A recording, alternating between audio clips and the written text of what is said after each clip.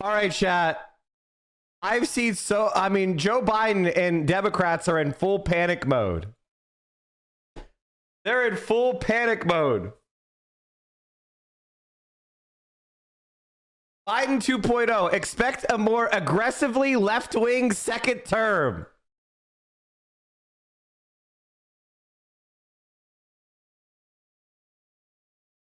I'm not saying it's me, but there's a lot of other leftists. I would call us the left, not the hard left. Basically, I consider someone hard left if they don't believe in participating in elections at all. If somebody doesn't believe in participating in elections at all and just wants revolution, I call that person a hard leftist. Those of us that are on the left, who at least talk about and advocate for politicians to be elected, we've all abandoned Biden. We've all abandoned Biden. Like, it's almost everybody. And there's a few, like, leftists that haven't, but those that haven't are like sarcastically against Biden. They're just like, he's such a fucking dipshit. We are being childish? Not at all. It's working. They're scared. They're scared shitless.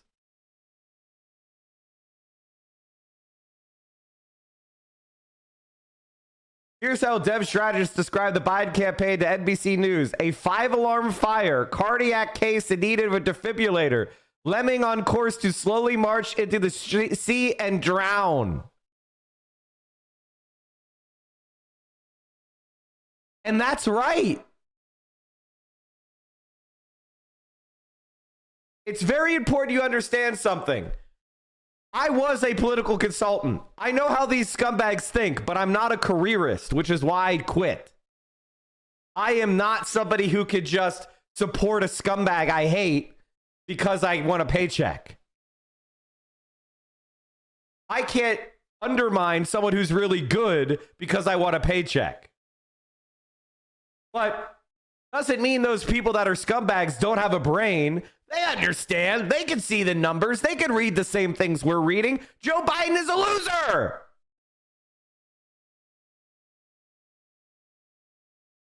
At this stage, however, there's little Democrats can do to change course. Biden can drop the fuck out. The moment Biden drops out, 5 amazing candidates will drop in or jump in. 5 people who could easily win. And all they have to say is ceasefire.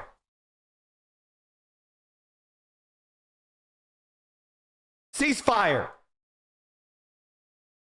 Give it another 2 weeks, and Biden himself will be calling for it.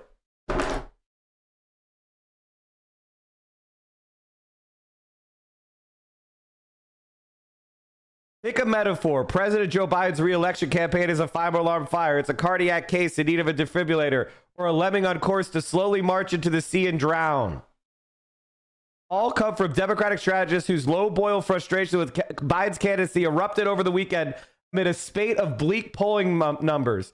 No less than a party mastermind than David Axelrod, architect of Barack Obama's 2008 presidential campaign, suggested in a social media post that Biden consider dropping out of the race and letting someone more electable take his place.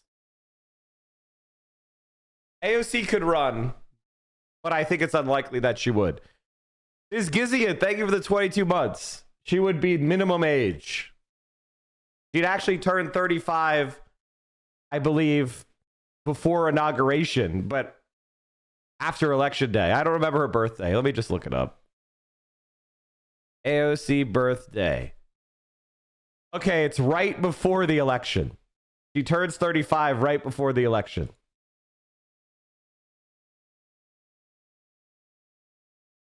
The 2024 presidential election looks increasingly like it will be a rematch of 4 years ago, and Democrats are more and more worried that the outcome may not swing their way this time.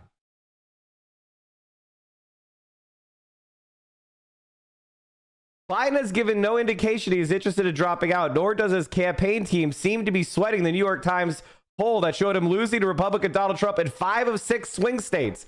By the way, chat, that's taking Florida off the swing state table. That's taking North Carolina off the swing state table. That's taking Ohio off the swing state table. Those used to be swing states. Iowa used to be a swing state. Trump has locked up 4 traditional swing states already.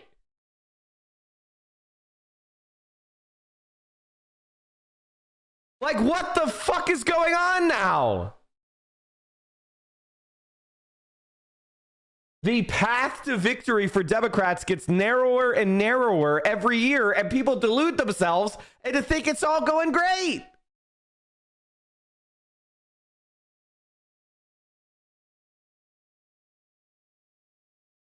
Chat, you have to be a U.S. born citizen to run. True. Actually, you do. In my opinion, that's what the plain language of the Constitution says. AOC is. Cenk Uygur is not. Keep the ents. Keep up the pressure. The dam is about to break. So true.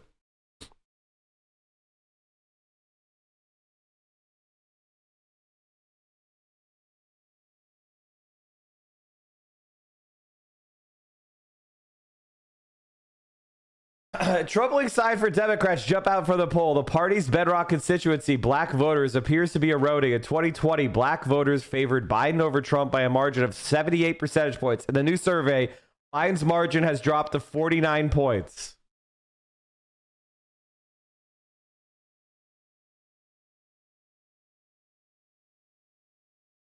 Oh, are black people disgusted with Biden?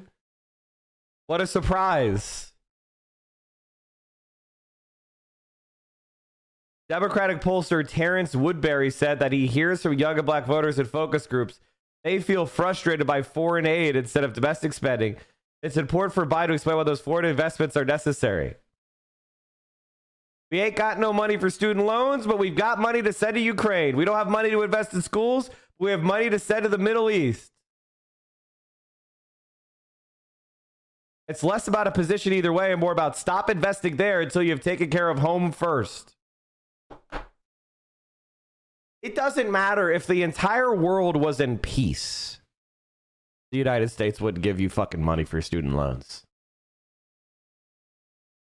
It's like if Elon Musk became a trillionaire, he would raise the wages of his workers. No, he wouldn't. That's how you become a fucking trillionaire in the first place. Or a billionaire. There's no number.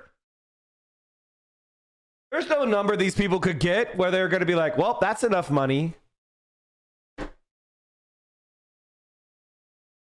I'm going to wait to do my panicking. Jim Messina is one of the biggest fucking scumbag pieces of shit in all of American politics.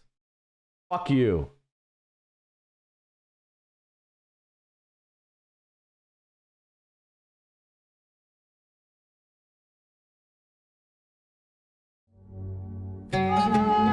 Okay, I think I actually have this in the YouTube form so we don't have to see ads.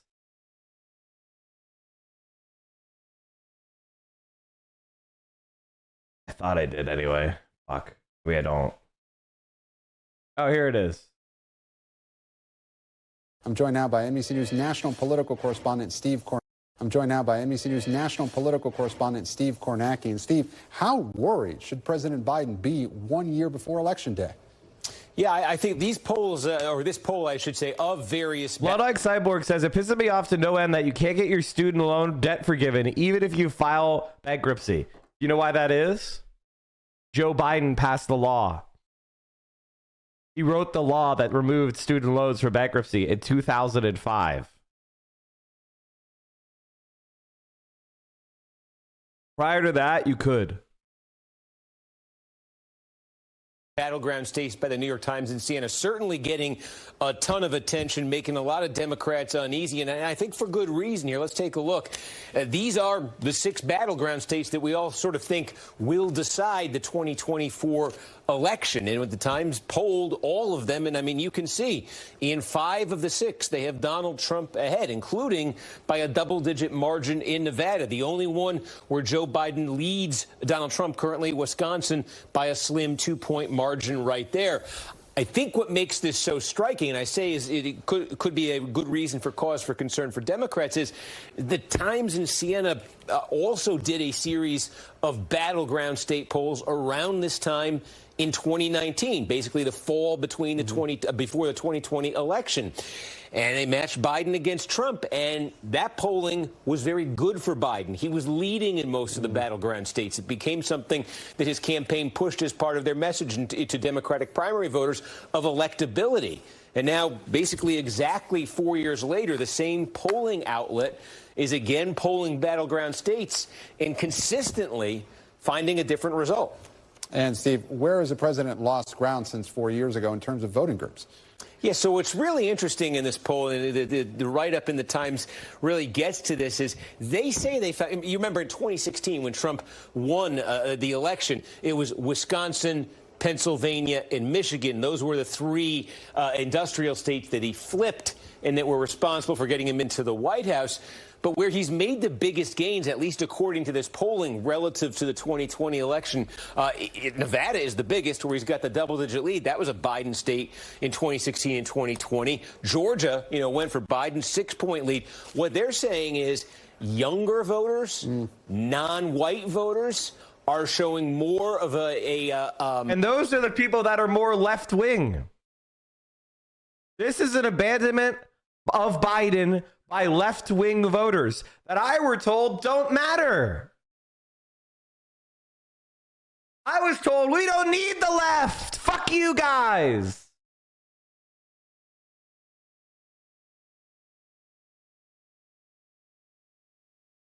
Did you describe what pundits were saying when Obama was running? I mean, it was pretty clear he was going to win by a lot.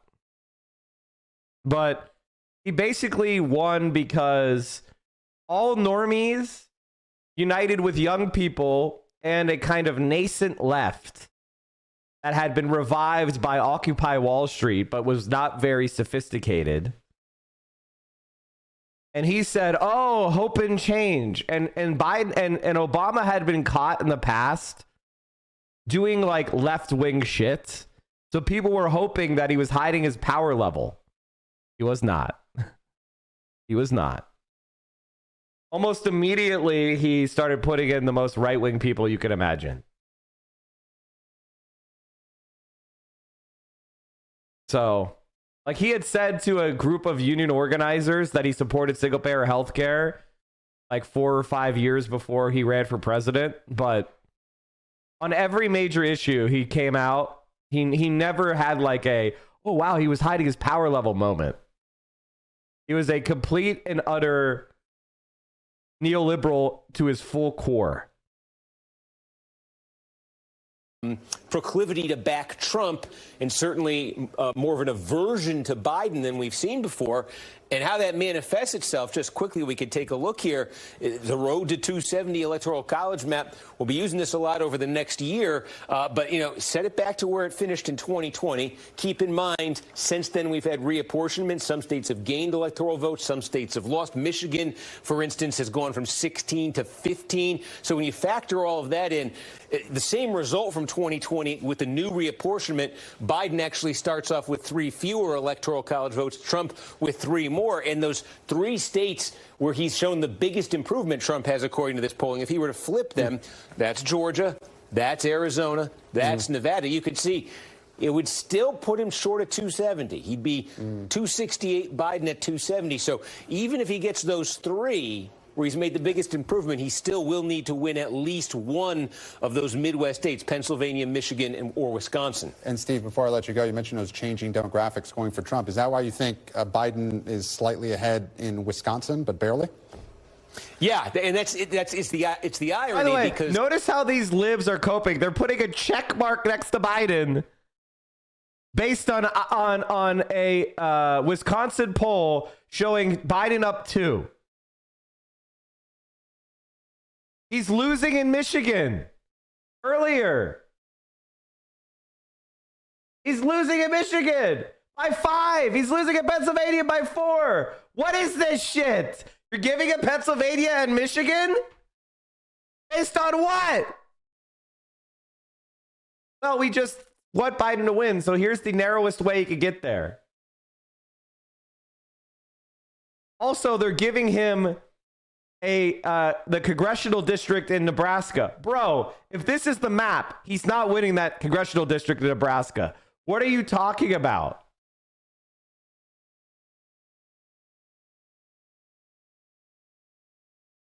Non-white voters in Wisconsin. And actually, if you say what's powering Trump right now to better numbers is surprising support from younger voters and non-white voters, that's actually a recipe to struggle a little bit in those upper Midwest states. And it's more of a recipe to help you in the Sun Belt and the Sun Belt extended. Steve Kornacki, thank you so much, and we'll let you rest up for Election Day. You got it. Jesus fucking Christ. Joe Biden is in fucking terrible position.